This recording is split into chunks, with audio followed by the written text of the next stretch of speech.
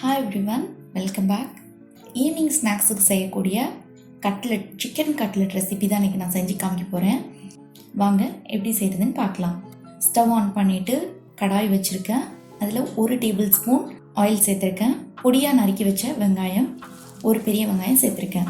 அந்த பச்சை வாசனை போனதுக்கப்புறமா இஞ்சி, பூண்டு, பச்சை மிளகாய், காரத்துக்கு தேவையான அளவுக்கு பச்சை மிளகாய், இந்த 3ஐயும் நல்லா இடித்து சேர்த்துக்கலாம். இந்த இஞ்சி பூண்டு பச்சை வாசனை போனதுக்கப்புறமா சிக்கன் சேர்த்துக்கலாம். போன்லெஸ் சிக்கனை வேக வச்சு எடுத்துட்டு மிக்ஸி ஜாரில் ஒரு 2 தடவை அரைச்சி எடுத்துருக்கேன்.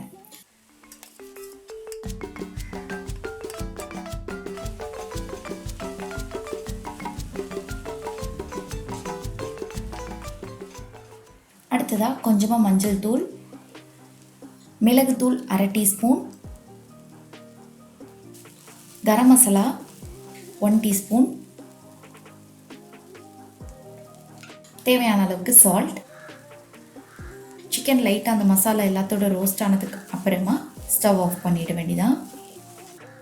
வேக வச்சு தோல் உரித்து எடுத்த உருளைக்கிழங்கு இது நல்லா மேஷ் பண்ணி வச்சுருக்கேன், இதையும் சேர்த்துக்கலாம். இதில் இருக்கிற சூடு எல்லாம் போனதுக்கு அப்புறமா நம்ம உருண்டை பிடிக்க ஸ்டார்ட் பண்ணலாம். உருண்டை பிடிக்கிற சமயத்தில் மல்லி இலை கொஞ்சமாக சேர்த்துட்டு உருண்டை பிடிக்க ஸ்டார்ட் பண்ணலாம். இந்த மாதிரி கொஞ்சம் அழுத்தி உருண்டை பிடிச்சிட்டு நமக்கு எந்த ஷேப்பில் வேணுமோ அந்த ஷேப்பில் நம்ம உருட்டிட்டு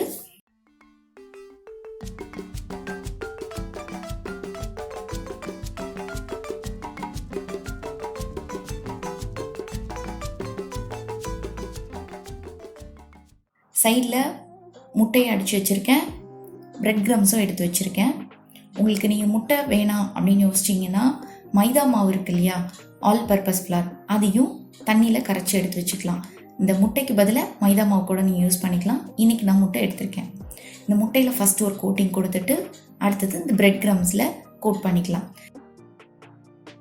ஈவனாக இந்த பிரெட் க்ரம்ஸ் கோட் ஆனதுக்கு அப்புறமா இது எல்லாத்தையும் நம்ம ஒரு பிளேட்டில் அரேஞ்ச் பண்ணி வச்சிடலாம். தென் ஃப்ரை பண்ணலாம். இதை நான் இன்றைக்கி ஷாலோ ஃப்ரை பண்ண போகிறேன்.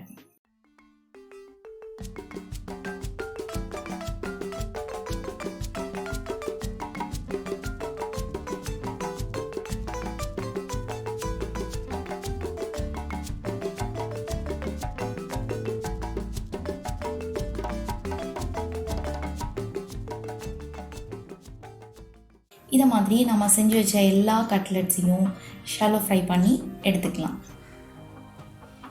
ரொம்ப ஈஸியாக அந்த கட்லெட் நம்ம செஞ்சு முடிச்சிடலாம். குழந்தைங்க ரொம்ப விரும்பி சாப்பிடுவாங்க. குழம்புல இருக்க சிக்கன் சாப்பிட மாட்டேன்றாங்க, இல்லை ஃப்ரை பண்ணி கொடுத்த சிக்கன் சாப்பிட மாட்டேன்றாங்க அப்படின்னு நீங்கள் ஃபீல் பண்ணிங்கன்னா இந்த மாதிரி சிக்கன் கட்லெட் ட்ரை பண்ணி பாருங்கள், கொஞ்சம் நல்லாவே சாப்பிடுவாங்க. நீங்களும் இந்த ரெசிபி ட்ரை பண்ணிவிட்டு டேஸ்ட் எப்படி இருந்துன்னு எனக்கு கமெண்ட் பண்ணுங்கள். லைக் பண்ணுங்கள், ஷேர் பண்ணுங்கள். ஆன்சிபீடியா சேனலுக்கு சப்ஸ்கிரைப் பண்ணுங்கள். தேங்க்யூ.